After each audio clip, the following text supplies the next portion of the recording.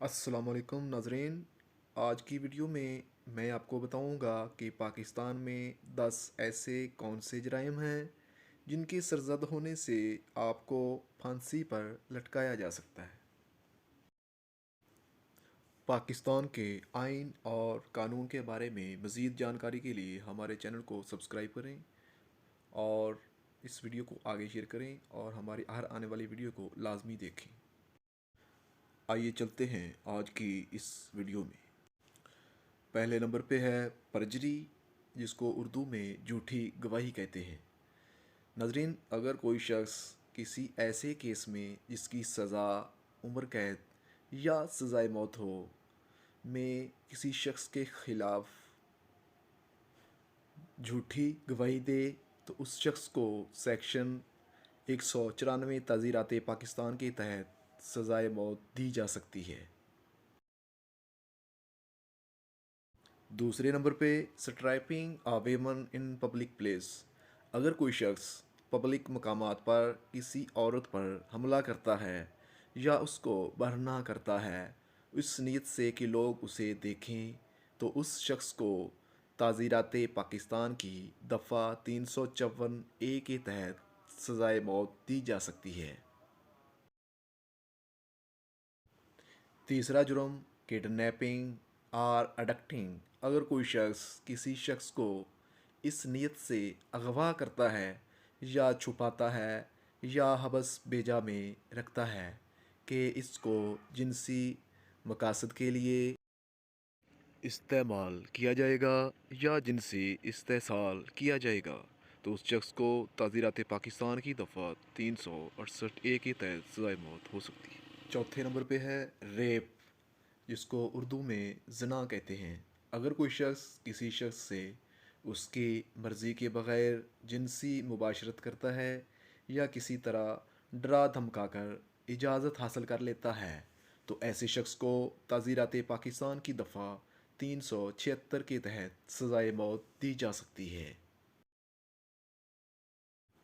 पाँचवें नंबर पे है नारकोटिक्स या मनशियात।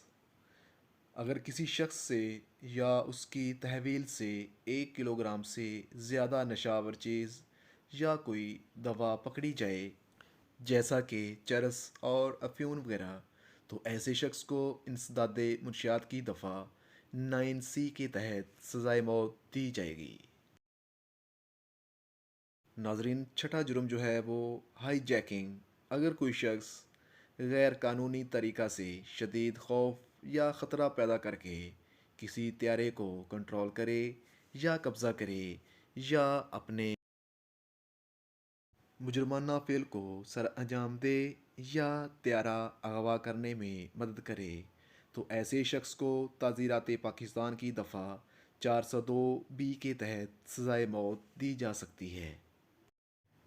सातवें नंबर पे है वेजिंग एंड अबेटिंग वार। अगर कोई शख्स पाकिस्तान को उसके इक़्तिदार, आला या उसके किसी हिस्सा से महरूम करने की साजिश करे या जबरे मुजरमाना के ज़रिए वफाकी हुकूमत या सूबाई हुकूमत में कमी करने की साजिश करे या करने की कोशिश करे तो उसको ताज़ीरात पाकिस्तान की दफ़ा 121 के तहत सज़ाए मौत हो सकती है। आठवें नंबर पे है ज़िना। अगर कोई शख्स ज़िना का मुर्तकिब होता है तो उस शख्स को हदूद आर्डिनेंस 1979 की दफ़ा के तहत सज़ाए मौत हो सकती है। नाजरीन, यूँ तो दुनिया में बहुत सारे मज़ाहिब हैं लेकिन जो तर्ज़ हयात दीन इस्लाम ने हमें दिया है वो कोई दूसरा मज़हब नहीं दे सकता। दीन इस्लाम की तालीमात के मुताबिक अल्लाह ताला की वहदानियत और हज़रत मोहम्मद सल्लल्लाहु अलैहि वसल्लम की तालीमात पर अमल करना और उनकी इताअत व फरमाबरदारी करना हमारे ऊपर फ़र्ज़ है।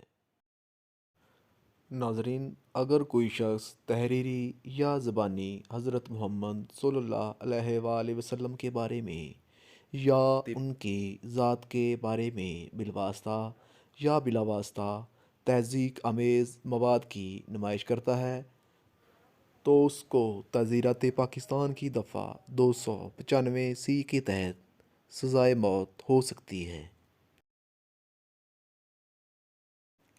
10ویں نمبر پہ ہے ہومیسائڈ یا قتل۔